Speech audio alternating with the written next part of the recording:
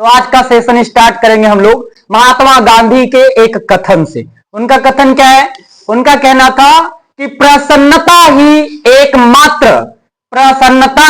एकमात्र ऐसा इत्र है जिसे आप दूसरों पर छिड़केंगे तो उसका प्रभाव आपके ऊपर भी पड़ेगा। यह क्लास 10वीं कक्षा के लिए ही नहीं बल्कि भारत के कोई भी एग्जाम हो, कांस्टेबल से लेकर ऑफिसर बनने तक का जो भी एग्जाम है, उन सारे एग्जामिनेशन में कम से कम 5 मार्क्स का क्वेश्चन इस आज के सेशन से आपको मिल जाएगा, है ना। यह आधुनिक भारत के इतिहास का सबसे महत्वपूर्ण खंड है। तो आज का सेशन स्टार्ट करेंगे हम लोग महात्मा गांधी के एक कथन से। उनका कथन क्या है? उनका कहना था कि प्रसन्नता ही एकमात्र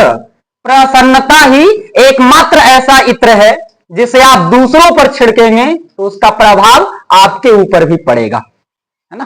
संसार में एकमात्र ऐसा चीज है और वो कौन है? प्रसन्नता। नहीं, इनका ये सबसे फेमस कोट है।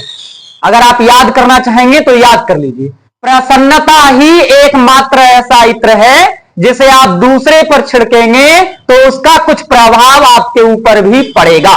ये किसका कथन था?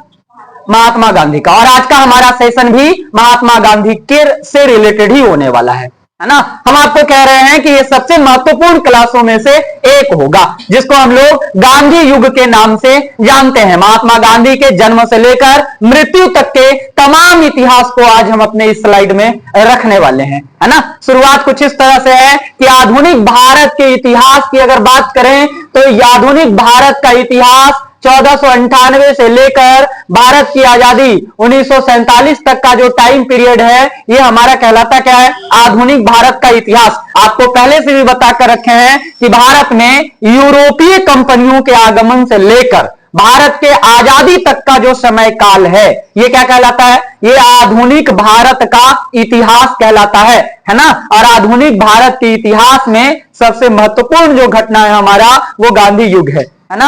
महात्मा गांधी एक ऐसा व्यक्ति था, है ना, जिन्होंने अपने पूरे जीवन को देश के लिए क्या किया? समर्पित कर दिया। अगर उनके इतिहास को देखा जाए तो वो एक ऐसे व्यक्ति थे, एक ऐसे परिवार से आते थे जिनके पास किसी भी प्रकार की कोई कमी नहीं थी, न संपत्ति का, न जगह जमीन की, है ना। हर तरह से महात्मा गांधी क्या थे? परिपूर्ण थे।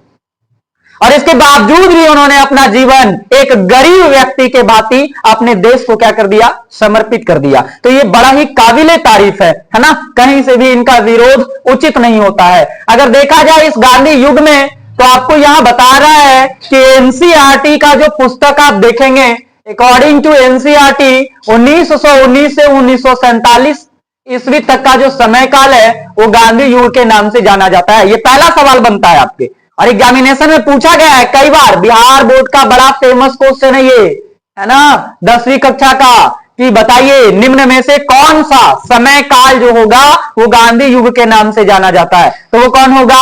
1919 से 1947 का। यही आपको याद रखना है एनसीईआरटी पुस्तक के अकॉर्डिंग, है ना। कहीं कहीं कोई किताब में क्या लिख देता है कि गांधी युग 1915 से 1947 या 1917 से 1947 को भी गांधी युग के नाम से जाना जाता है ना। कारण क्या है कि 1915 ईस्वी में महात्मा गांधी, है ना, दक्षिण अफ्रीका से भारत वापस लौटे थे, है ना। दक्षिण अफ्रीका वो गए थे वकालत करने के लिए, वहां किसी व्यक्ति का केस लड़ने के लिए, है ना। और वहां से जब ये वापस आते हैं भारत में तो वो कब आते हैं? 1915 ईस्वी में। आपको पूरी कहानी पता चलेगा। तो इसी कारण कहीं कहीं पे किताबों में लिख दिया जाता है कि 1915 से 1947 तक का जो टाइम पीरियड है वो गांधी युग के नाम से जाना जाता है ना। यहां पे एक और डेट आपको मिल रहा है 1917 से 1947। कहा जाता है कि महात्मा गांधी भारत में सबसे पहला सत्याग्रह जो है 1917 में चंपारण सत्याग्रह से ही शुरू करते हैं। यानी अपना जो जीवन है, राजनीतिक जीवन जो है, वो भारत में कब से शुरू करते हैं? सत्याग्रह का जो कार्यक्रम है वो कब से शुरू करते हैं? 1917 से। इसलिए एक टाइम पीरियड ये भी लिखा जाता है कि 1917 से 1947 को भी गांधी युग के नाम से जाना जाता है। लेकिन एग्जामिनेशन के दौरान या, है ना, कोई भी एग्जाम देंगे हम लोग तो उसके अकॉर्डिंग 1919 से 1947 ये सही जवाब है। 1919 से 1947 ये क्या है भाई? 1919 में ही जालियांवाला बाग हत्याकांड हुआ था और तब से महात्मा गांधी जो है भारत में एक बड़ा आंदोलन लेकर आए थे, असहयोग आंदोलन। कौन सा? असहयोग आंदोलन। और उस आंदोलन से ही जो है 1947 तक का टाइम पीरियड क्या कहलाता है? गांधी युग के नाम से जाना जाता है। अगर गांधी जी के जीवन परिचय के बारे में अगर देखें तो गांधी के बचपन का नाम मान्यू था, है ना। जब ये पैदा लिए थे तब इनके माता पिता क्या नाम रखे थे? मान्यू। ये बचपन का नाम है। मान्यू से ये आगे चलकर मोहन बन गए, है ना। आपको मालूम ही है कि हमारे देश में नाम को सटीक करने का बड़ा प्रचलन है। नाम को थोड़ा सा आसान कर दिया जाता है। मान्यू से क्या बना दिया गया? मोहन। और मोहन से इनका नाम बन गया मोहनदास करमचंद गांधी। इनके बाबूजी का नाम क्या था? करमचंद गांधी था, है ना। और इनके परिवार में टाइटल चल रहे थे दास, तो इनके नाम में लगा मोहनदास और बाप का नाम जोड़ दिए करमचंद गांधी। तो पूरा नाम क्या हो गया?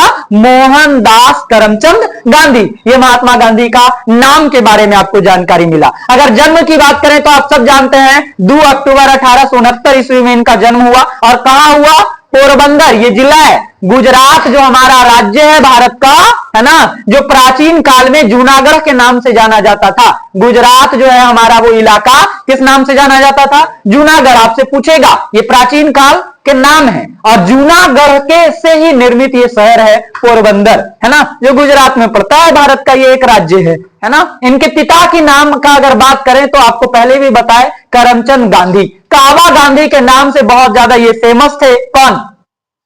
करमचंद गांधी इनके पिता हैं, है ना। महात्मा गांधी के पिता हैं। बड़ा ही सज्जन व्यक्ति हैं। अगर पढ़े लिखे की बात करें तो आप इनकी कहानी नीचे देख सकते हैं। थोड़ा सा जन्म की बात करें इनका तो 1822। पूरे यूट्यूब पे ऐसा कोई क्लास नहीं है जिसमें आपको इस करमचंद गांधी के बारे में भी चीजें मिले, है ना। न केवल ये गांधी जी की जानकारी दे रहा है बल्कि इनके पूरे परिवार सहित जानकारी है।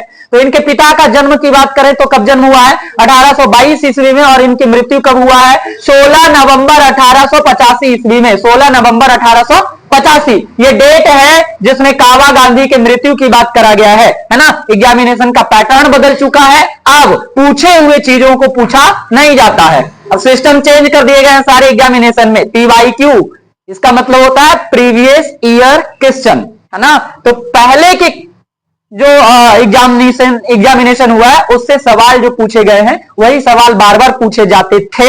अब ऐसा मामला नहीं है, इसलिए आपको नया जानकारी रखना पड़ेगा, है ना। अब ऐसा कहीं नहीं पूछा जाता है कि महात्मा गांधी का जन्म कब हुआ है, ये जमाना लग गया। अब पूछेगा कावा गांधी का जन्म कब हुआ है ना, तो वो कौन सा होगा? 1822। मृत्यु कब हुए? 16 नवंबर 1885। किसकी बातें कर रहे हैं? महात्मा गांधी के पिताजी का। अब इसके पिता का नाम देख लो। अगर कह रहे हैं हम लोग तो महात्मा गांधी के ये दादाजी हैं। कौन है?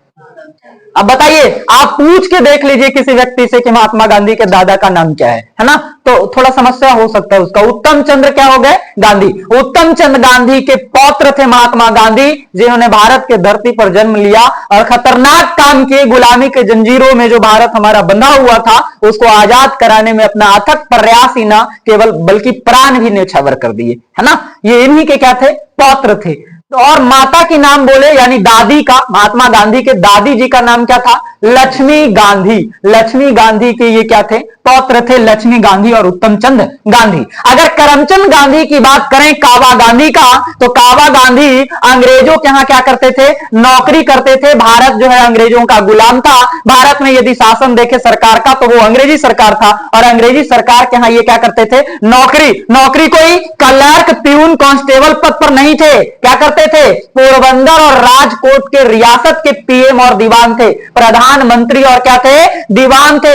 इस पूरे पोरबंदर का और राजकोट का, 2 जगह का, पोरबंदर और कहां? राजकोट। और इसके साथ साथ आप देखें तो बंकानेर के भी क्या थे? बंकानेर के भी दीवान थे। और साथ ही साथ राजस्थानी कोर्ट के, जो वहां कोर्ट होते थे, जो वहां फैसला का कार्यक्रम होता था, उसके भी सभासद थे यानी प्रमुख थे। नहीं यानी अगर बात करें करमचंद गांधी का तो बड़ा फेमस व्यक्ति थे उस जमाने में। अंग्रेजी सरकार के बड़े बड़े अधिकारी के साथ इनका उठना बैठना होता होगा, है ना, क्योंकि ये क्या थे? प्रधानमंत्री थे और क्या थे? दीवान थे, है ना। दीवान थे उस पूरे एरिया के। दीवान का मतलब होता है, उस समय 2 व्यवस्थाएं थी, दीवान, फौजदारी, है ना। दीवान का मतलब होता है कि जितने पैसे का हिसाब किताब है राजस्व का है ना, उसका लेखा जोखा, है ना, ध्यान रखना, और वही काम ये करते थे। यानी अगर कहा जाए तो महात्मा गांधी के पास, महात्मा गांधी के बाप के पास पैसे की कोई कमी नहीं थी, है ना, कहीं से भी ये गरीब व्यक्ति नहीं थे, लेकिन उसके बावजूद इनका वेशभूषा आप जानते होंगे, आप देखे होंगे, है ना, कहीं से भी अमीरी झलकता नहीं है। लेकिन अमीर तो इतना थे कि उस जमाने में अगर सबसे बढ़िया ब्रांडेड कार की अगर नाम ले वर्तमान समय में, तो रॉयल रेंजर से लेकर मर्सिडीज जैसा गाड़ियां आता है ना, उस गाड़ी पे भी वो अपना जीवन घूम कर बिता सकते थे, लेकिन उन्होंने ऐसा नहीं किया, है ना। तो उनके इस सोच को, है ना, सलाम है कि इतने अमीर होने के बावजूद भी देश के इस गुलामी के स्थिति को भी बाहर निकालने में अपना सोच को वो लगा दिए, है ना। माता के अगर नाम की बात करें तो क्या नाम है, पुतली बाई। पुतली बाई के अगर जन्म की बात करें तो 1844, 22 साल के बड़े थे कौन, इनके पति करमचंद गांधी। नहीं, आप देखो इनका जन्म कब हुआ है, 1822, और इनका जन्म कब हुआ है, 1844। 22 साल के बड़े छोटे थे ये, पति पत्नी हैं, महात्मा गांधी के बाबूजी हैं, महात्मा गांधी के ये क्या है, मां है। नाम क्या है, पुतली बाई। जन्म कब हुआ, 1844। मृत्यु कब हुए, 12 जून 1891 ईस्वी में इनकी क्या हो गई, मृत्यु हो गई। नहीं तो ये करमचंद गांधी और पुतली बाई, है ना, इनके ही संतान थे मोहनदास करमचंद गांधी। तो हम लोग एक बार इनको भी जो है ना धन्यवाद देंगे कि इतना खतरनाक पुत्र को क्या किए, पैदा किए, जो भारत की स्थिति को ही, है ना, ठीक कर दिया। शादी की अगर बात करें इन दोनों का, करमचंद गांधी और पुतली बाई का, तो ये fourth wife of Karamchand Gandhi थे। करमचंद गांधी की 4 पत्नियां कुल मिला के हुई थी, है ना। 3 पत्नी इनके पहले भी थे, लेकिन वो किसी कारण से, किसी वजह से उनकी क्या हो गई थी, मृत्यु हो गई थी। उससे संतान भी हुए होंगे कि नहीं, उनकी चर्चा नहीं है, लेकिन ये चौथी पत्नी है पुतली बाई, इसीलिए एज में काफी डिफर आपको दिखाई पड़ रहा है ना। और अगर बात करें पुतली बाई और करमचंद गांधी से, चार संतान उत्पन्न लिए, जो गांधी जी के भाई बहन कहलाए, है ना। तो गांधी जी के भाई बहन कितने थे, टोटल 4 थे। एक का नाम क्या है, इलियट गांधी, ये सबसे बड़ी बहन है ना। इतिहास के पन्नों में कहां दब गई पता नहीं, इलियट गांधी, है ना। ये भी तो गांधी के ही खानदान से थे, ये भी तो अपना नाम कमा सकते थे उतना, लेकिन नहीं किया। किसका नाम कमाया, कौन नाम कमाया, मोहनदास करमचंद गांधी। उन्होंने जीवन में कुछ किया, है ना। तो बात यह साबित हो जाता है कि माता पिता को बहुत ज्यादा अमीर और नामी और प्रसिद्ध होने के बावजूद भी आप फेमस हो जाएं, आप लोकप्रिय हो जाएं, ये जरूरी बिल्कुल नहीं है, है ना। दूसरा कौन है, दूसरा कौन है, लक्ष्मी दास, ये बड़े भाई हो गए। कृष्ण दास, ये भी इनके भाई हैं। और चौथे नंबर पर आते हैं मोहनदास, मोहनदास। और यही मोहनदास अपने बाप का नाम लगाकर आगे बढ़ जाते हैं, तो नाम हो जाता है क्या, मोहनदास करमचंद गांधी। नाम का बात अगर करें गांधी जी का ना, तो अनेकों नाम है। राष्ट्रपिता के नाम से भी संबोधित किया जाता है इनको, और बापू, है ना। ये तो भारत के लोग ही हैं जो इनको बोले। इसके अलावे गांधी जी को और भी पता नहीं क्या क्या बोला जाता था। हम आपको इस सारी चीज की जानकारी देने वाले हैं। गृहस्थ जीवन की बात करें तो इनकी पत्नी कौन है, कस्तूरबा गांधी। 1882-1883 में इनकी शादी हो जाती है। महात्मा गांधी का जब 13 वर्ष का उम्र रहा होता है, कितने वर्ष का, 13-14 वर्ष का उम्र रहा होता है, तो इनकी विवाह करा दी जाती है। किसके साथ करा दी जाती है, कस्तूरबा गांधी के साथ करा दी जाती है। और कस्तूरबा गांधी महात्मा गांधी से लगभग 2-3 महीने की बड़ी रही होती है। देखिए जन्म 11 अप्रैल 1869 ईस्वी में पैदा ले ली थी, है ना। अप्रैल के महीने में इनका जन्म हो गया था, और इनका जन्म अक्टूबर के महीने में हुआ था। गांधी जी से ये बड़ी थी, जो इस बात को साबित कर देता है कि पति पत्नी में अगर पत्नी बड़ी भी हो तो कोई प्रॉब्लम, समस्या नहीं है। पोरबंदर गुजरात, कहां, ये भी कहां के रहने वाले थे, पोरबंदर गुजरात के, जहां से गांधी जी थे वहीं से ये भी थे, पोरबंदर गुजरात से ही थे। मृत्यु की बात करें इनकी, 22 फरवरी 1944 जेल में आगा खां पैलेस पुणे मुंबई में इनकी क्या हो गई थी, मृत्यु हो गई थी। कस्तूरबा गांधी एक ऐसी महिला थी जो अपने पति के काम में कंधे से कंधे मिलाकर महात्मा गांधी का क्या देती है, साथ देती है। न केवल साथ देती है, बल्कि 1944 की घटना में, है ना, इनको भी जेल में रख दिया जाता है और वहीं इनकी मृत्यु हो जाती है। वो जेल कहां रहा था, मुंबई में, है ना, जहां, कहां पे, पुणे में। क्या नाम है उसका, आगा खां पैलेस। जेल का का नाम था, जगह के नाम थे क्या, आगा का पैलेस, है ना। उसी पैलेस में इनको क्या कर दिया जाता है, उसी पैलेस में इनको कारावास मिल जाता है और वहीं इनकी क्या हो जाती है, मृत्यु हो जाती है। आपको कहीं भी ये मालूम नहीं चलता है कि कस्तूरबा गांधी किनके पुत्री थी, है ना। तो इनके पिता का नाम क्या था, गोकुल दास कपाड़िया इनके यहां टाइटल चला होता था, है ना, ये नाम की टाइटल है।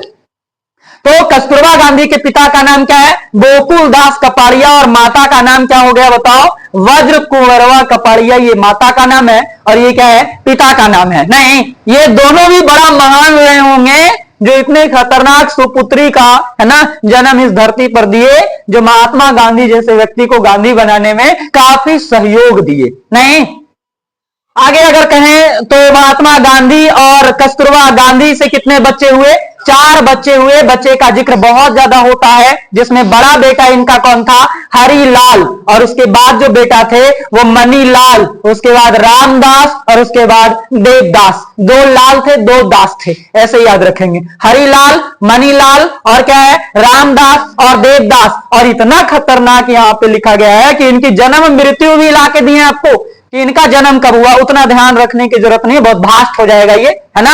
हालांकि हरिलाल का जन्म 23 अगस्त 1888 ईस्वी को दिल्ली में हुआ था। कहां हुआ था, दिल्ली में। बड़े बेटे का जन्म 1888 में हो गए, है ना, और इनकी मृत्यु 15 जून 1948 ईस्वी में हो जाता है। मुंबई में इनकी क्या हो जाती है, मृत्यु हो जाती है। बड़ा बेटा की बात कर दी है हम।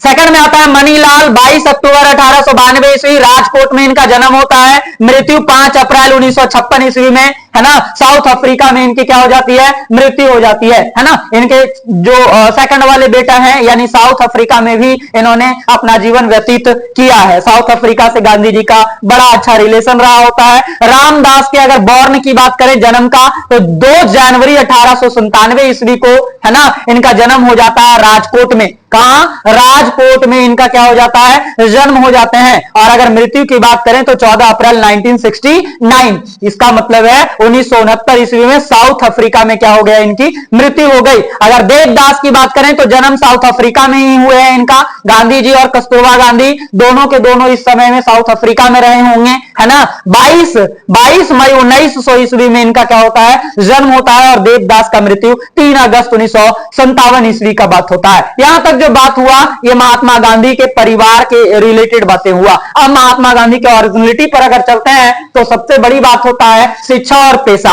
है ना। कहा जाता है कि व्यक्ति को महान बनने में ये शिक्षा और ये पेशा बड़ा ही अपना योगदान निभाता है। अगर अच्छा पढ़ाई लिखाई करेंगे और अच्छा काम करेंगे तभी जाकर के कुछ अच्छा हो पाएगा। नहीं, गांधी जी की अगर शिक्षा की बात करें तो प्रारंभिक शिक्षा राजकोट हाई स्कूल के हुए हैं, है ना। राजकोट में इनके बाबूजी नौकरी किया करते थे, वहीं के हाई स्कूल में ये 10वीं कक्षा तक के पढ़ाई को क्या किया, पूर्ण किया। पढ़ाई में थोड़ा लेट थे ये, है ना, लेकिन देर आए दुरुस्त आए, है ना। लेट में इनका दिमाग काम किया और ये लगभग जो है 10th का परीक्षा भी बहुत लेट पास करते हैं ये। माध्यमिक परीक्षा यानी 12th का परीक्षा इन्होंने कौन सा स्कूल से उत्तीर्ण किया, श्यामल दास कॉलेज भावनगर गुजरात में है ना।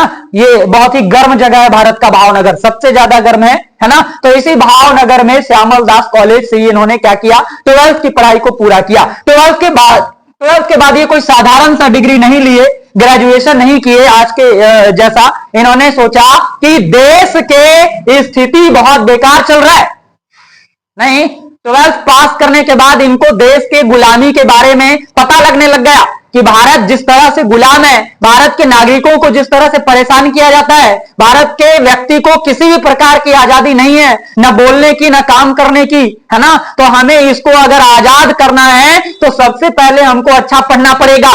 नहीं, और पढ़ने के लिए ये बैरिस्ट्री करते हैं 3 साल के लिए, बैरिस्ट्री, है ना, वकालत यानी कि वकील, नियम कानून की पूरी जानकारी लेना। अगर आपको कानूनी रूप से किसी से लड़ना है तो कानून की जानकारी होना चाहिए ना। तो वो 3 साल के लिए कहां चले गए, बैरिस्ट्री पढ़ने के लिए कहां चले गए, इंग्लैंड चले गए, लंदन चले गए, है ना। पैसे की कोई कमी तो थी नहीं इनके पास, है ना, तो चले गए। लोग कभी कभी विरोध कर देता है कि महात्मा गांधी लंदन तक चले गए पढ़ने के लिए। क्यों भाई, कोई दिक्कत है इसमें? पढ़ाई करना कोई खराब काम है? बताइए। आपका भी अगर औकात है या हैसियत है तो आप भी पढ़िए। बिना पढ़े कैसे सफलता मिलेगा भाई?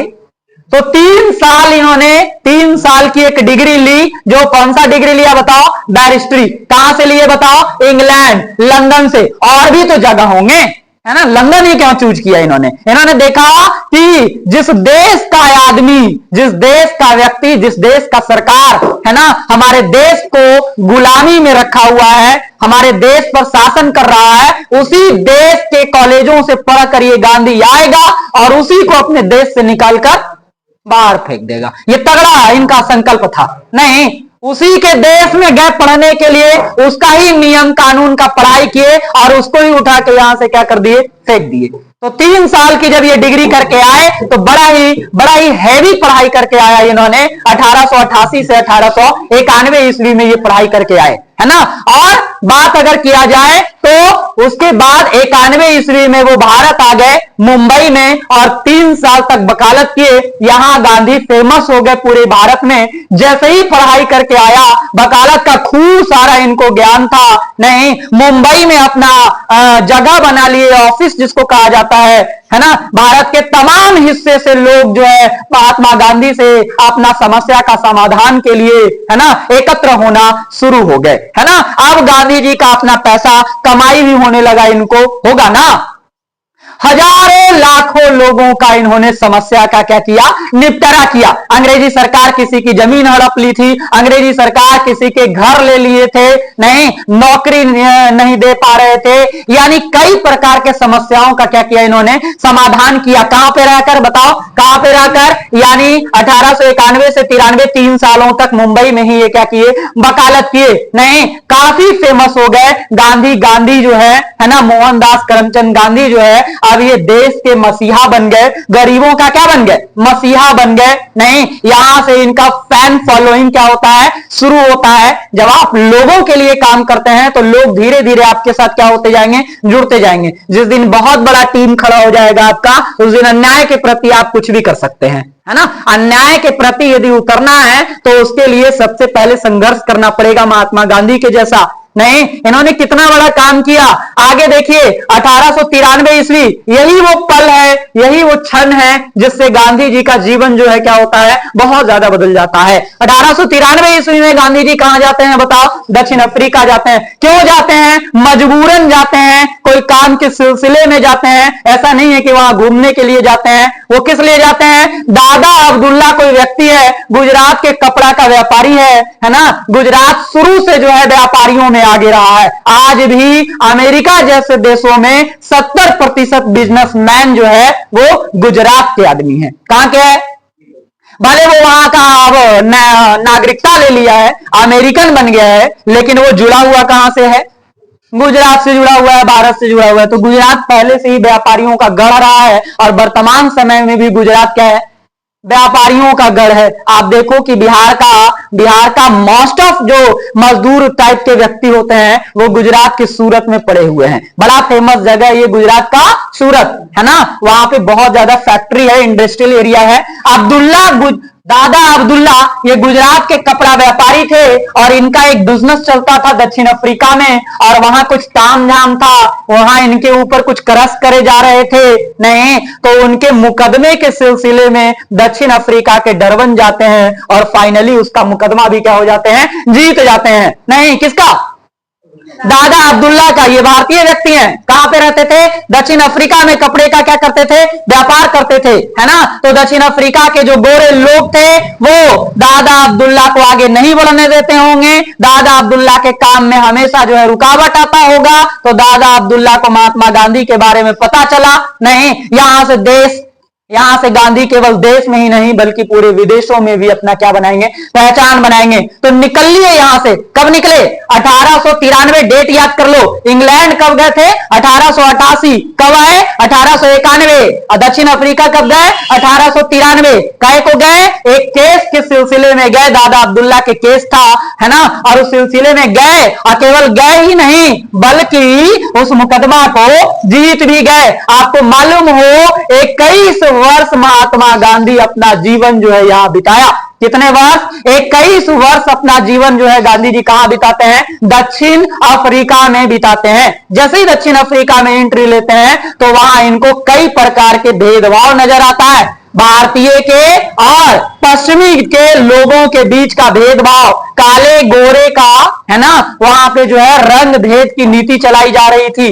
भारतीय को वहां पे वैल्यू या इज्जत नहीं दिया जा रहा था। महात्मा गांधी को वहीं गुस्सा आ गया, वहीं से उन्होंने अपना सत्याग्रह क्या कर दिए, शुरू कर दिए। कब गए वहां? 1893। जब वो गए तो वो कहां गए थे मालूम है आपको? डरबन। कहां गए थे? डरबन। डरबन दक्षिण अफ्रीका का एक शहर है ना, वहीं ये जाते हैं। अब वहां से ये डरबन से प्रिटोरिया के लिए दो जगह है, याद कर लो, डरबन और कौन है, प्रिटोरिया। डरबन और प्रिटोरिया, डरबन और प्रिटोरिया दो रेलवे स्टेशन है, और इसी स्टेशन से महात्मा गांधी जा रहे थे, प्रिटोरिया जा रहे थे किसी काम के सिलसिले में। कहां जा रहे थे?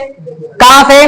डरबन से जा रहे थे। 1893 की बात है, 1893 ईस्वी की बात है। Gandhi ji first class AC का टिकट कटवाया, बढ़िया सुंदर सा, है ना, और वो सफर कर रहे थे। आपको मालूम है ये ट्रेन वाला घटना, है ना, आज आपको जगह के साथ बता रहे हैं। डरबन से कहां जा रहे थे? प्रिटोरिया जा रहे थे। फर्स्ट क्लास एसी का टिकट इन्होंने कटवाया था, लेकिन दक्षिण अफ्रीका के लोग देखिए, दक्षिण अफ्रीका की कानून देखिए, वो वहां लिखा हुआ था या वहां पे आदेश थे कि कोई भी भारतीय या काले रंग का जो व्यक्ति है, काले रंग का जो व्यक्ति है, वो ट्रेन के एसी बोगी में सफर नहीं कर सकता है। लेकिन गांधी जी तो एसी बोगी का टिकट कटाया था, नहीं तो उन्होंने एसी बोगी में बढ़िया बैठ के ठाट से यात्रा कर रहे थे। लेकिन जैसे ही टीसी आया, टिकट चेकर आए, है ना, तो गांधी जी से उलझ गया, है ना। काले को देख करके तो पूरा एसी का बॉगी उनसे जो है नफरत करने लगा था कि पता नहीं कहां से उठ पुट करके आया है। उतना शानदार आदमी बाइलुक नहीं थे गांधी जी, है ना। वो काले तो हैं ही हम सारे लोग, भारत के हर व्यक्ति काला ही है। किसी को गोरा होने का अगर घमंड है तो दूर हटा दीजिए वो बातें, है ना। वो हम लोग सांवले टाइप के व्यक्ति हैं, हम लोग गर्म इलाके में पड़ते हैं, तो यहाँ के व्यक्ति को गोरे नहीं कहा जा सकता है। गोरे होने का घमंड लड़कियों को बहुत ज्यादा होता है, नहीं तो ये ठीक नहीं है। ये घमंड आपका 4 दिन में खत्म हो जाएंगे। घटना ऐसे ऐसे हैं कि आप देख ही रहे हैं। नहीं, अगर कोई गोरे होने का घमंड करे और मुंह दिखा के अगर उसका ब्याह हो, तो मुंह दिखा के 4 दिन में ही क्या हो जाएगा, उसका कहानी खत्म हो जाएगी। मुंह दिखा करके या पर्सनालिटी दिखा करके विवाह नहीं होते हैं, रिश्ता नहीं चलता है ना। वो व्यवहार से चलते हैं, गुण से चलते हैं। 10 दिन में कहानी खत्म हो जाएगा। 10 दिन बोले या फिर 2 साल बोलिए, 4 साल बोलिए, नहीं इतना में तो गोल हो जाएगा आपका। अगर आप मुंह देख के विवाह किए हैं तो विवाह होना चाहिए क्या है, गुण देख के, है ना। तो डरबन से कहां जा रहे थे ये? पूरे एसी वाले ट्रेन के जितने व्यक्ति थे वो सब गांधी जी को पता नहीं एकदम घृणित स्वभाव से देख रहे थे। ऐसा लग रहा था पर कहां से उठ पुट के आ गया है, पूरे ट्रेन को गंदा कर रहा है ना। तो टीसी जब आए तो उससे बहस हो गया महात्मा गांधी का। आपको पता ही है महात्मा गांधी ठहरे वकील, मानने वाले में से थे नहीं, है ना। वहां मिटन्स वर्ग नाम का एक जगह आता है, कौन सा? मिटन्स वर्ग बीच में आता है, पीटर वर्ग भी कहते हैं इसको, है ना। यहीं पर गांधी जी को जो है जबरदस्ती टीसी क्या करता है, ट्रेन के डब्बे से धक्का मार के बाहर फेंक देता है। जबकि गांधी जी बहुत देर तक विरोध करते हैं। आप सोचिए कि कलेजे में कितना दम था। अकेला एक व्यक्ति भारत का उस दक्षिण अफ्रीका में टीसी से झगड़ जाते हैं, पूरा पब्लिक जो है टीसी के साथ देता है, लेकिन अकेला व्यक्ति जो है ना, झुकने का नाम नहीं ले रहा है। इसी का नाम गांधी था, जो हमेशा आंधी लेकर चलता था, लेकिन भारत के व्यक्ति उसका विरोध करता है। आपको भारत में कई ऐसे व्यक्ति होंगे जो गांधी को गांधी नहीं गंधिया कहते हुए सुने होंगे। सुने हैं कि नहीं सुने? कितना बेवकूफ होगा, उसको गांधी की इतिहास पता नहीं है ना, गांधी का ग भी नहीं है तुम, लेकिन गांधी को गंधिया बोल रहे हो। इससे पता चलता है कि तुम्हारा औकात क्या है। नहीं, 10 गो पढ़ा आदमी के सामने खड़ा कर दिया जाए तो कुत्ता जैसा मुंह कर लेगा, वो बोली नहीं निकलेंगे। नहीं होगा कि नहीं होगा बताओ। लेकिन सोचिए 5 साल का बच्चा, 10 साल का बच्चा, 10वीं का 12वीं का बच्चा गांधी को गंदिया कह रहा है, देश खराब कर दिया ही। अरे छुछुंदर, तुम्हारा बाप दादा है कोई कुछ किया जीवन में? तो गांधी है भाई। आंधी था इसके दिलों में, थे नहीं थे बताइए?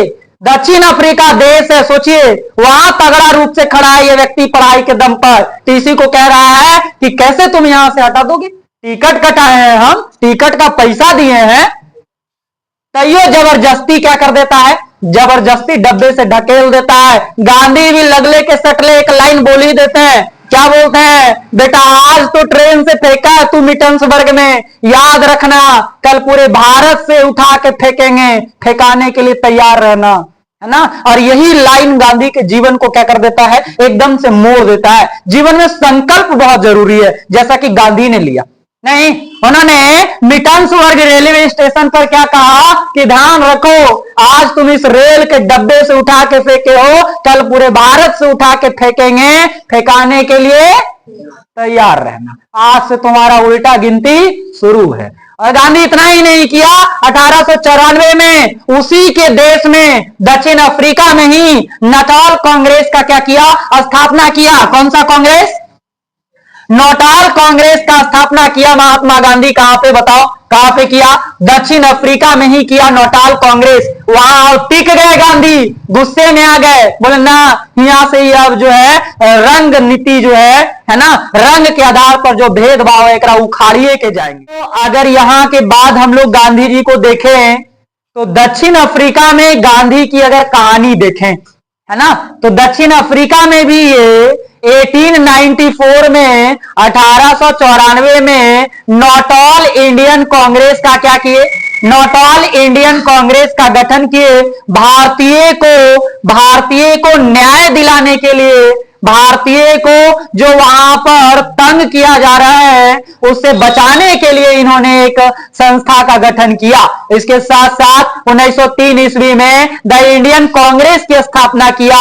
1904 ईस्वी में फिनिक्स आश्रम की स्थापना किए। फिनिक्स आश्रम है ना, ये ऐसा आश्रम है, ये ऐसा आश्रम है जहां पर भारतीय का मदद किया जाता था दक्षिण अफ्रीका में।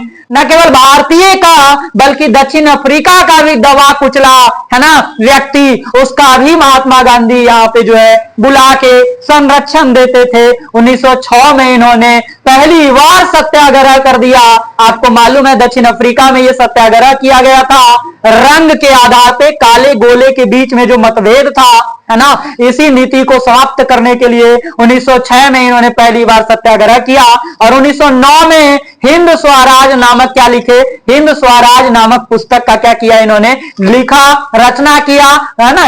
और 3 बार इस दरमियान गांधी जी क्या है, भारत आए। 21 वर्षों में महात्मा गांधी दक्षिण अफ्रीका से भारत कितने बार आए, 3 बार आए। बहुत बार पूछा जाता है ये, गांधी एक बार नहीं बल्कि 3 बार आए थे। क्यों आए थे, कारण देखिए, 1897 में जब महात्मा गांधी आए तो अपनी पत्नी और बच्चे को साथ ले गए, है ना, परिवार को ले जाएंगे ना, लंबा जीवन जीना है वहां पे, कोई छोटा सा तो जीवन है नहीं कि 1-2 साल में हम लोग को निपट के आ जाना है। नहीं, हम लोग यहाँ के आदमी बाहर जाता है कमाने के लिए, 1 साल में गिर जाता है घर पे, है कि नहीं। अपने परिवार बच्चे से मिलने के लिए आएगा ना कि नहीं आएंगे। 21 साल तक गांधी को वहां पे रहना है, ये तय नहीं किए गए थे, लेकिन 21 साल हो गया। नहीं तो पहली बार 1897 में पत्नी और बच्चे को साथ यहां से लेकर गए, उसके लिए आए थे। कब गए थे मालूम है आपको, दक्षिण अफ्रीका कब गए थे, 1893 में गए थे। वापस कब लौटे, 1897, 4 साल बाद लौटे, पत्नी बच्चे को लेकर चले गए।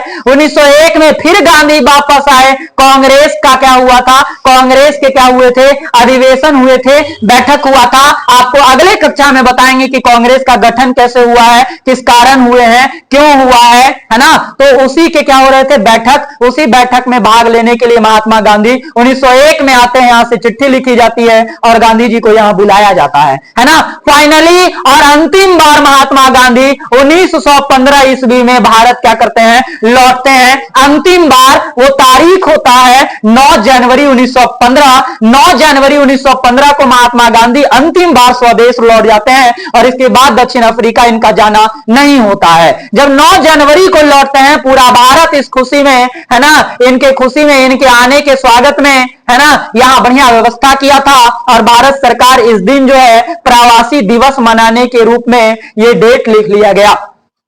तो भारत में प्रवासी दिवस कितने तारीख को मनाया जाता है? 9 जनवरी को मनाया जाता है। कारण हुए कि महात्मा गांधी है ना प्रवास से, है ना, बाहर से लौटे थे। कहां? भारत लौटे थे, है ना। और भारत इस बार जो लौटे हैं ना गांधी, बड़ा तगड़ा रूप में लौटे हैं, है ना। अनुभव बहुत मजबूत हो चुका है, किताब बहुत ज्यादा पढ़ चुके हैं, नियम कानून की जानकारी बहुत ज्यादा हो चुका है। और इस बार जो गांधी भारत में लौटते हैं, तबाही लेकर आते हैं अंग्रेजी सरकार के लिए नहीं। जहां जाते हैं हजारों की भीड़ खड़ा होती है गांधी के पीछे, पब्लिक फिगर बन जाते हैं। ये क्या बन जाते हैं? और अगर आप पब्लिक फिगर बन जाइएगा तो सरकार भी आपसे डरने लग जाएगी। सरकार भी अपने गलत नीतियों से आपके कारण क्या होने लगेगी? डरने लगेगी। यदि आप क्या बन जाएंगे? पब्लिक फिगर बन जाएंगे, पब्लिक का सपोर्ट आने लगेगा। नहीं, सड़कों पे किसी भी तरह का प्रॉब्लम अगर आ रहा है तो आप सड़कों पे खड़े हो जाएंगे, हजारों लोग आपके समर्थन में आ जाएंगे, सड़कें जाम हो जाएगी, सरकार की सत्ता तक हिल जाता है ऐसे व्यक्तियों से जो पब्लिक फिगर होते हैं। महात्मा गांधी भी क्या हो गए हैं? क्यों हो गए हैं? क्योंकि गरीबों का इन्होंने इस कदर मदद किया है ना, कि बहुत बड़ा अपना जो है समर्थन प्राप्त कर लिया है। आगे क्या होता है? अन्य तथ्य इसको जल्दी से देख लेते हैं। आत्मकथा गांधी का सत्य के साथ मेरे प्रयोग। आत्मकथा का मतलब होता है अपने बारे में खुद से लिखना, है ना। जीवनी होता है जो दूसरा कोई लिखा है हमारे बारे में, ठीक है। इसका नाम बायोग्राफी और यह ऑटोबायोग्राफी। हम अपने बारे में क्या लिखे हैं? खुद से लिखे हैं। सिद्धांत इनके थे सत्य और अहिंसा। इतना बड़ा आजादी का घटना, इतने बड़े युद्ध, इतना खतरनाक सिचुएशन को महात्मा गांधी सत्य और अहिंसा के बदौलत क्या कर लिया? जीत लिया। लोग कहते हैं कि केवल सत्य और अहिंसा से नहीं जीता गया है, बल्कि खून खराबे भी हुए हैं। ये बात 100% सत्य है ना। लेकिन इसमें कोई दोहराई नहीं है कि सत्य और अहिंसा के साथ भी जीता जा सकता है ना। महात्मा गांधी इस बात को कर दिखाए हैं, है ना। उसके बाद यहां प्रमुख शिष्या की बात करें तो मेडलिन स्लेड है ना। और महात्मा गांधी उनको अपने तरफ से नाम क्या दे दिए थे? मीराबेन। राजनीतिक गुरु की बात करें तो गोपाल कृष्ण गोखले को ये राजनीतिक गुरु बना लिए। आध्यात्मिक गुरु इनके नारायण गुरु थे, आत्मा का ज्ञान दिए, है ना, धर्म का ज्ञान दिए। पुस्तकें की बात करें तो महात्मा गांधी सप्त महाभारत, मेरे सपनों का भारत, अनासक्त योग, सुनो विद्यार्थियों, ये फेमस किताब है। इसके अलावा न जाने कई किताब में महात्मा गांधी के द्वारा लिखा गया है। फेमस है जो आपके सामने लाया गया है, इनकी 4 पत्रिका बड़ी फेमस है ना। और बिहार बोर्ड वाले का ये बड़ा फेवरेट क्वेश्चन होता है कि नवजीवन के, है ना, पत्रिका के संपादक कौन है? तो महात्मा गांधी। हरिजन, यंग इंडिया और इंडियन ओपिनियन का पत्रिका जो है महात्मा गांधी के द्वारा लिखा गया है। गांधी के उपनाम की बात अगर करें, है ना, तो इनके 20 से ज्यादा उपनाम है, लेकिन कुछ नाम हम यहां लाए हैं। यदि आपको कुछ उपनाम पता है तो आप हमारे कमेंट सेक्शन में बात रख सकते हैं कि महात्मा गांधी का क्या और नाम है। तो महात्मा किन्होंने कहा था गांधी जी को?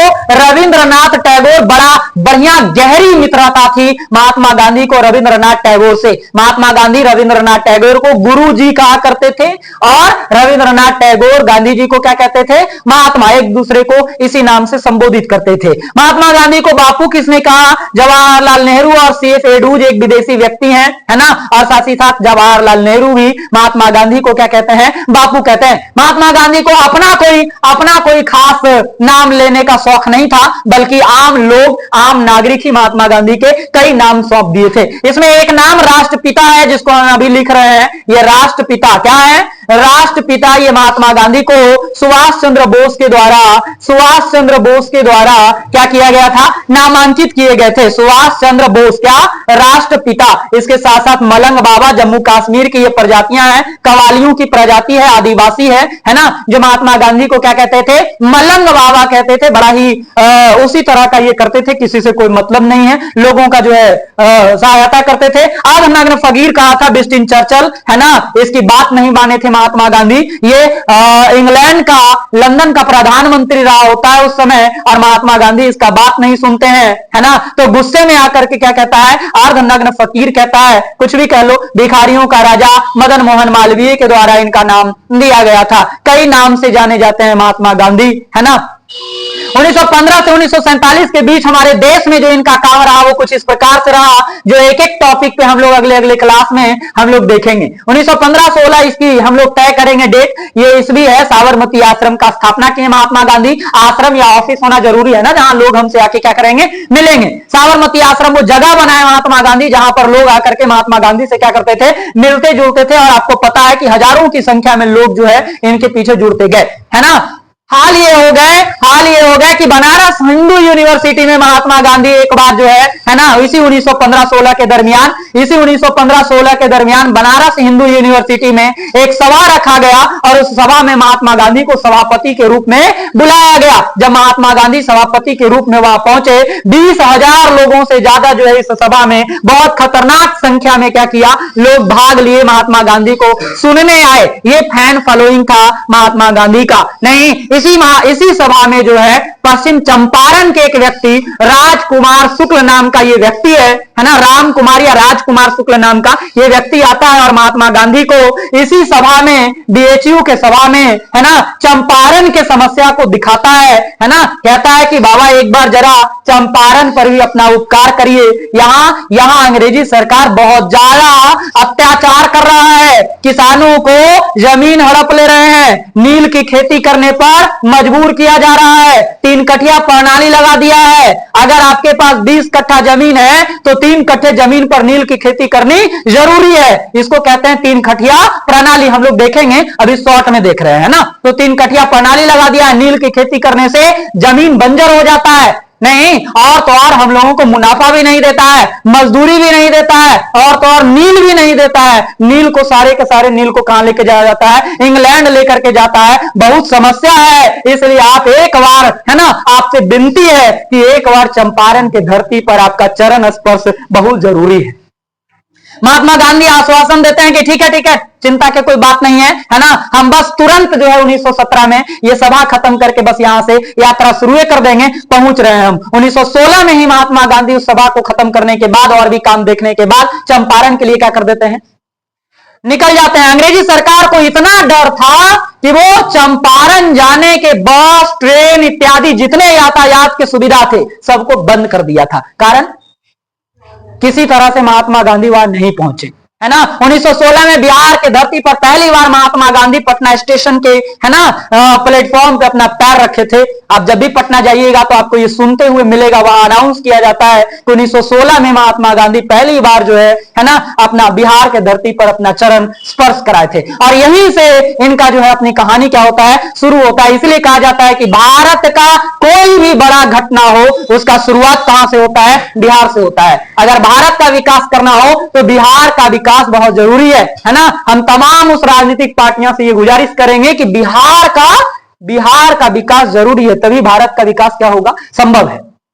बिना बिहार के विकास किए भारत का विकास संभव नहीं है। महात्मा गांधी भी कहां से शुरू करते हैं, बिहार से शुरू करते हैं। बिहार पटना में आते हैं और डॉक्टर राजेंद्र प्रसाद के नेतृत्व में वो पहुंचते हैं कहां, पश्चिम चंपारण पहुंचते हैं। राजेंद्र बाबू जो है इनको पहुंचाते हैं कि चलिए हम आपको चंपारण पहुंचाने में मदद करेंगे, है ना। और इसी दरमियान उनके घर पर जीरादेई में, कहां घर उनका, जीरादेई में, सिवान में कुछ दिन के लिए ठहरे भी थे। आज भी वो जगह जहां गांधी जी जिस चौकी पर बैठे थे, है ना, वो चौकी उस जगह पे जो है ना, दिखाने के तौर पे अभी भी वैसे ही रखा गया है, उसमें कोई छेड़छाड़ नहीं किए गए हैं। जिस कुर्सी पर गांधी जी वहां बैठे थे वो कुर्सी भी अभी वहां पे देखने के लिए रखा गया है, उसको लॉक किए गए हैं पूरी तरह से। राजेंद्र बाबू का जितना बड़ा सा घर था, बिल्डिंग थे जहां गांधी जी रुके थे, उस पूरे जगह को अब घूमने की दृष्टि से बिहार सरकार रखा है ना। तो अभी भी वहां जाके हम लोग इस चीज को देख सकते हैं। चंपारण पहुंच गए, चंपारण में किसानों के प्रति सत्याग्रह करें। आपको मालूम है जहां गांधी जी जाते हैं हजारों की भीड़ लग जाती है। नहीं, अंग्रेजी सरकार के हिसाब किताब बहुत गड़बड़ हो गए, है ना। वहां के जितने प्रशासनिक अधिकारी थे उनके हाथ पैर फूलने लग गए क्योंकि पूरी व्यवस्थाएं ठप कर दिए, है ना।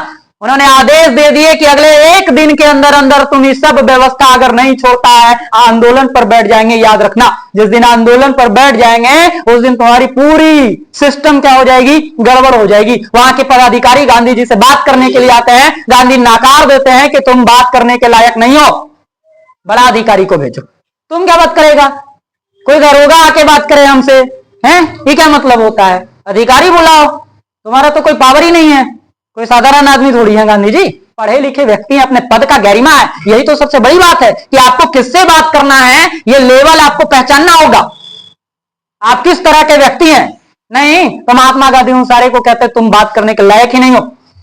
बड़े अधिकारी को बुलाओ, नहीं, और बड़े अधिकारी आने में टाइम ले लेते हैं, जिससे कि वहां आंदोलन ही हो जाता है ना, सिस्टम बिगड़ जाती है, सड़कें पे आम नागरिक गांधी जी के नेतृत्व में आ जाता है, अंग्रेजी सरकार को अंततः इस चंपारण के सत्याग्रह में झुकना पड़ता है। ये पहली जीत थी गांधी की भारत में, है ना, पहला सत्याग्रह था, ये क्षेत्रीय सत्याग्रह थे, राष्ट्रीय सत्याग्रह नहीं था।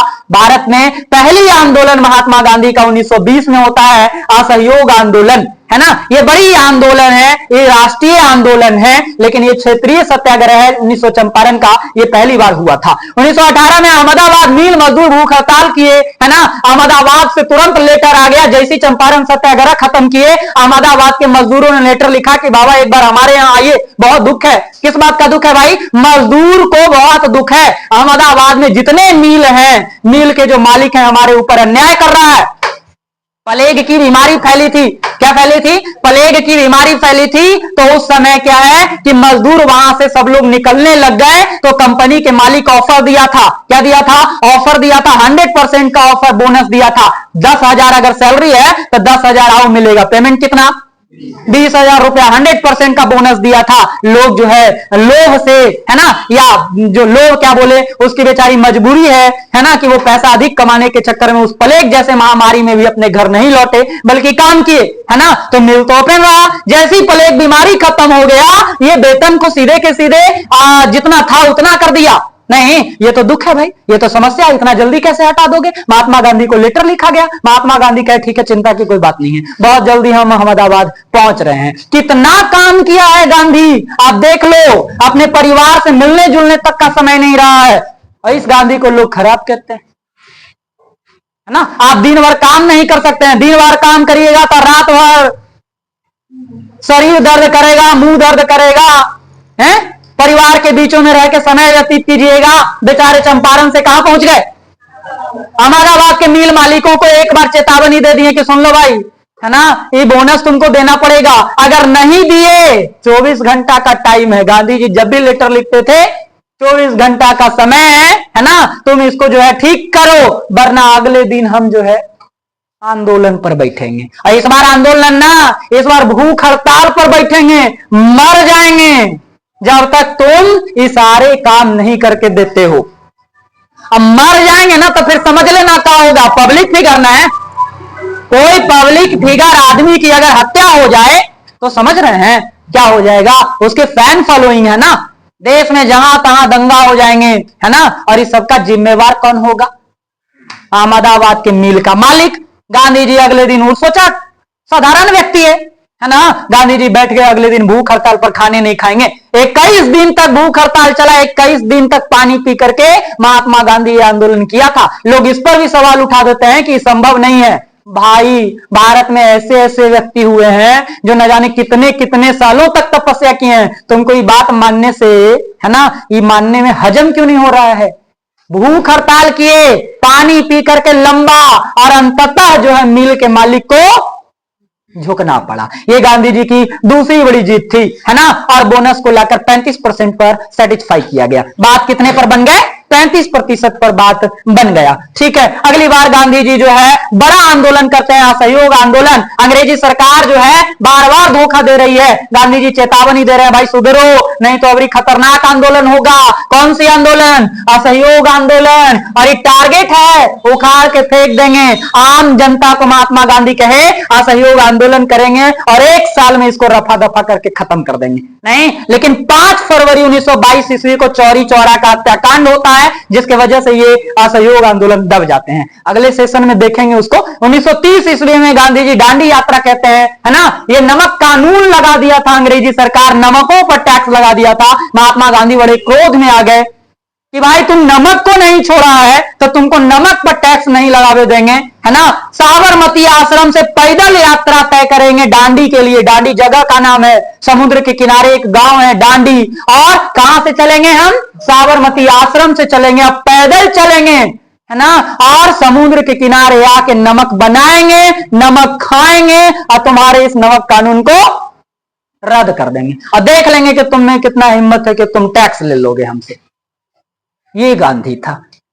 और उन्होंने अपने 78 सहयोगियों के साथ जो है शुरू करता है यात्रा। कहां से? साबरमती आश्रम से, है ना। उनको मालूम था कि 78 नहीं, अंतिम समय में 20,000 हो जाएगा। लोग जुड़ते गए, है ना, सभा में जुड़ते गए और उसके बाद जब वहां पहुंचते हैं फाइनली और नमक कानून का जब विरोध कर देते हैं तो वहीं से एक आंदोलन खड़ा करते हैं। कौन सा? सविनय अवज्ञा आंदोलन। इस बार तुम्हारा आज्ञा नहीं मानेंगे, अवज्ञा करेंगे। पहले तो तुम्हारा सहयोग नहीं किया, सहयोग किए, है ना, अब क्या करेंगे? अवज्ञा करेंगे। और फाइनली महात्मा गांधी 1942 ईस्वी में भारत छोड़ो आंदोलन करके, है ना, देश को क्या कर देते हैं? आजादी के मुहिम पर पहुंचा देते हैं। 42 में यह आंदोलन शुरू होता है। नहीं, खतरनाक आंदोलन शुरू होते हैं और अंततः भारत सरकार को अंग्रेजी सरकार को भारत छोड़ने पर विवश कर दिया जाता है। गांधी जी के साथ और भी अन्य कई महापुरुष थे, है ना, हम लोग जानने का प्रयास करेंगे। अगर गांधी जी की मृत्यु की बात करें तो ये महान व्यक्ति, देशभक्त, राष्ट्रभक्त नहीं, ये 30 जनवरी 1948 को 5:17 में शाम का समय था, दिल्ली में बिरला मंदिर के प्रार्थना सभा में भाग लेने के लिए पहुंचे थे। कहां पहुंचे थे? बिरला मंदिर दिल्ली में पहुंचे थे। 5:17 का समय हो रहा था। गांधी जी जैसे ही आंख बंद करके हाथ जोड़ के भगवान का क्या कर रहे थे? प्रार्थना कर रहे थे। नाथूराम गोडसे के पिस्टल से 3 गोलियां निकलती है और महात्मा गांधी के सीधे सर में, है ना, लगता है और वहीं ढेर हो जाते हैं। सांस लेने का भी फुर्सत नहीं मिलता है ना। गांधी जी के साथ ये पहला घटना था, है ना, जब वो अकेले थे। क्या थे? अकेले थे, भीड़ नहीं थी वहां पे, क्योंकि वो मंदिर में थे ना। ऐसा कहा जाता है कि नाथूराम गोडसे कब से मारने के उनके चांस में थे, लेकिन ये कभी चांस मिला ही नहीं, क्योंकि वो पब्लिक फिगर व्यक्ति है, कैसे मार दीजिए? इतना आसान थोड़ी है, दाएं बाएं व्यक्ति ने है। तो ये प्रार्थना सभा में को ही चुन लिया गया और जो जिस राइफल से मारा गया, उनकी गोली जो निकल रही थी राइफल की, उसकी व्यास क्या था? 9 mm की ये गोली थी। और बेरगट्टा पिस्टल, इटली की कंपनी बनाती है ये पिस्टल, इसी पिस्टल से गांधी जी को मारा गया और उस पिस्टल का सीरियल नंबर था 6068 और 24। इसी पिस्टल से गांधी जी का अंतिम समय पूरा हो जाता है। नहीं, हे राम कहते हुए उन्होंने अपने प्राण क्या कर दिए? त्याग दिए। कैसा लगा आपको ये पूरा सेशन, है ना? आप हमें जरूर बताइए।